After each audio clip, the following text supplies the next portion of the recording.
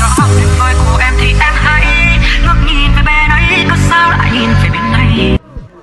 Hello, xin chào mọi người, và hôm nay là một ngày đám cưới tại vùng cao mọi người ạ. Và đây là những cái thịt lợn chuẩn bị cho bữa tiệc cưới ngày hôm nay mọi người. Hôm nay có thịt lợn và có những cái đồ. Và hầu như là trên vùng cao này đám cưới là mọi người giúp đỡ nhau mọi người ạ. Trên này đám cưới là đấy rất là đông người mọi người. Hôm nay mới chuẩn bị đồ thôi mà rất là đông người nhé. Và đây là một cái nồi. Một lúc nữa mọi người sẽ làm món đậu phụ mọi người.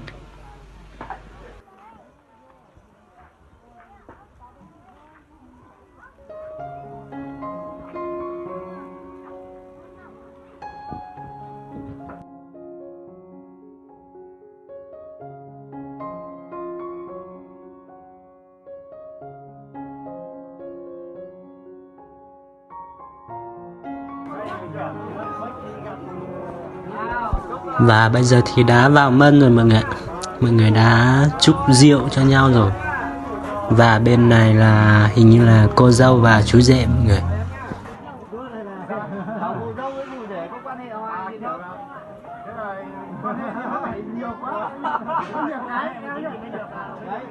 Nếu mà không quan hệ họ hàng thì là kế tiếp lại mời bọn anh đến.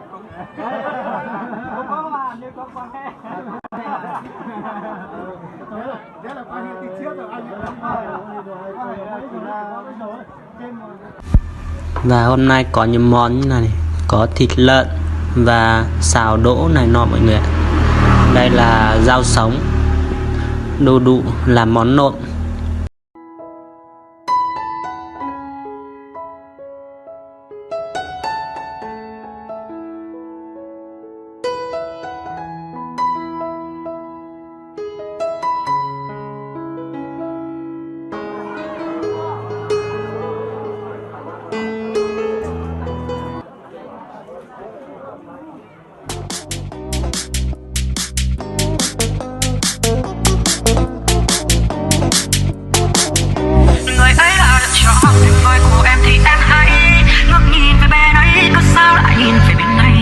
Còn chẳng sự tự do em nói với anh không như ý, em sẽ bay lạc nơi em thích thì đến không thì đi.